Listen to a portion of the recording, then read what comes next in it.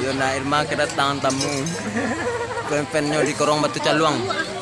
Banyak orang di sekolah ini sih nyanyi aku di sendiri.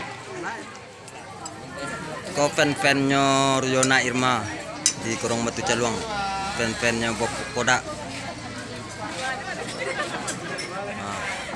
Fan-fannya kak. Fan baru di pesta pernikahan Marapulai di Korong Batu Caluang. Banyak apa Kodak.